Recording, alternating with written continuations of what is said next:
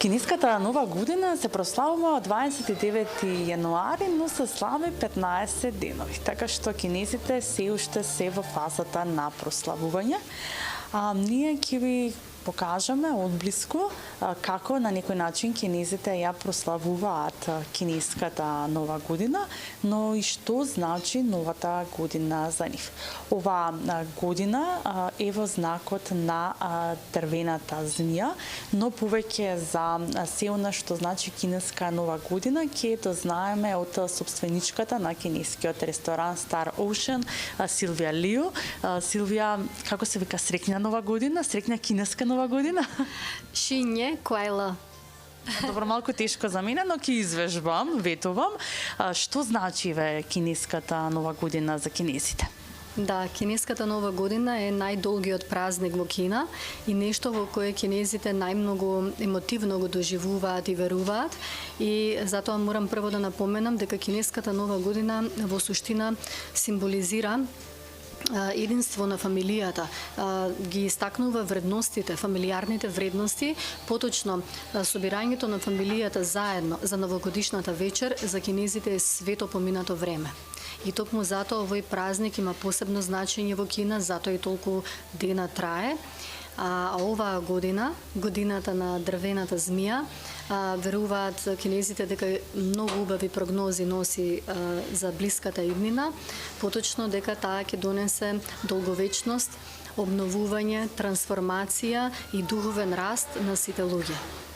Да, 15 дена, што се прави во сите тие 15 денови? Да, најважно да напоменаме дека кинезите, без разлика каде се, има многу од нив што одат околу светот да работат, нели емигрираат надвор.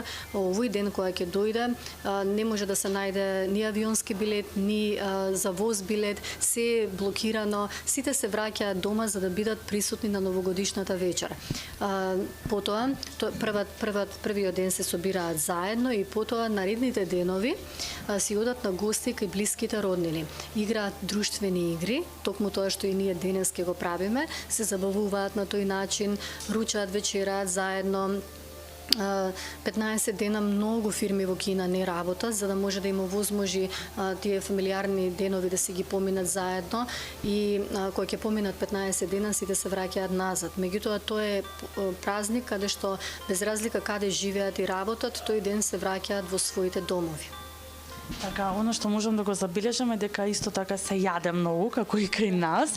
Што се јаде, што се пие обично за кинеската нова година? Многу е богата софрата за новогодишната вечер. Јас имав можност да се вратам пред 4-5 дена од Кина. Прв пат имав можност да присуствувам за овој празник таму, бидејќи обично го славиме кај нас и сум слушала и сум гледала слики, меѓутоа не сум имала можност лично да бидам. Навистина се многу пусти и мирни улиците, сите се по домовите, петарди на секој чекор, бидејќи кинезите веруваат дека огнометот што секоја фамилија пред куќата го прави, ги брка лошите демони и лошата енергија. Додека кај нас тоа е забава, кај нив е символ за нели отстранување на лошата енергија и веруваат дека тоа ќе исчисти негативната енергија од куќата и наредна година ќе имаат само убави работи, така да небото светка буквално. Имаат многу убава новогодишна програма на телевизија, сите се пред телевизорите и гледаат. Многу работи. Софрата мора да сочинува минимум 12 специјалитети. Од пилешко, свинско, риба, со тоа што рибата мора да биде цела, од главата до опашката, зашто целината символизира единство, успех, да не биде скратена, пресечена. Нудлси, ориз, пелмени. Пелмените се нешто како кај нас лепчето со паричка. Значи, пелмените се традиционални кинески тестенини, полнети со зеленчук или месо по желба на самата фамилија и внатре се крие паричка. Кој ќе ја добие паричката, тој ќе има берекет следната година. Сите учествувавме во правење на пелмените, тоа носи берекет, тоа ние и денес ќе го правиме со нашите гости. Ние ќе спремаме пелмени за готвачите, бидејќи они спремаат пелмени со паричка за гостите, а ние ќе правиме пилмени за готвачите и ќе ги изненадиме на крај они да одберат каде ќе се падне паричката. Со тоа што сакам да го пренесам духот и енергијата, бидејќи сметам дека во овие модерни времиња, каде што многу ретко и седнуваме обични денови заедно да ручаме или вечераме, треба нешто да научиме од оваа долгогодишна традиција и култура, која што има точно одредено време на доручек, ручек и вечера. Точно се знае дека во 7 се доручкува, во 1 се руча, во 5 се вечера и нема надвор од нели тие временски од тоа време, сите мора да бидат заедно. Сакам тоа да го посакувам да го има и кај нас, бидејќи навистина тие фамилиарни вредности на крајот од денот остануваат нешто што не топли и што можеме за секогаш да го запамтиме и да ни даде сила за напред. Само кога би имале можност нашите луѓе да видат насмевката и енергијата на постарите генерации што се 80-90 години, како во Кина постарите генерации ги вреднуваат. Например, роден ден не се слави на мали деца, само на повозрастните. И то фактички собирањето на фамилијата за новогодишната вечер највеќе е чест и се прави за среќата на повозрастната популација, зашто тие се оние кои сметаат дека ако не се собере фамилијата, тогаш веќе се е изгубено. Не е битно фамилијата колку пари има и колку заработува. Тоа е најважното, нели, здравието и она што си го кажуваме, нели, со семејството и поддршката која што ја си ја даваме меѓусебно, се чествува, се слави, се прославува 15 дена, но она што можев јас да го забележам навистина дека си имаш многу потрудено и со украсувањето, верувам дека така и во Кина, дека таму е традиција, нели, обичај исто така да се украси за новогодишната ноќ. Да, ние веќе 10 години правиме дочек на кинеската нова година секоја година. Меѓутоа прв пат ресторанот е накитен на овој начин, бидејќи имав можност од Кина да донесам новитети. Во Кина постои европски начин на китење со елки како што ние ги имаме, меѓутоа сега најново има кинеска елка со пораки напишани со калиграфија, значи со мастило, каде што секое ливче има одредена порака до посетителите, например среќа, здравје, љубов. Нашата елка е направена, имаме кинеска елка на едниот спрат, на другиот спрат наша елка, каде што гостите може да видат која е разликата и стилот во двете култури. Имаме зелени дрва со разгранети гранчиња, што значи живот, обновување, тоа што и змијата треба да го донесе оваа година, украсено со црвени амајли за среќа. Црвената боја, не случајно сме облечена вака, бидејќи за нова година сите мора да бидат облечени во црвено. Целата фамилија и се сликаат, имаат фамилиарни слики, сметаат дека тоа ќе донесе радост, живот, убава порака, значи, и затоа и кај нас денес во амбиентот доминираат црвените украси и златната боја, златните парички. Да, но истина многу автентично, исто како да се наоѓаме, нели, во некој китенски ресторан во Кина, нели? Но што еве вие им посакувате на сите луѓе како во знак на оваа кинеска нова година?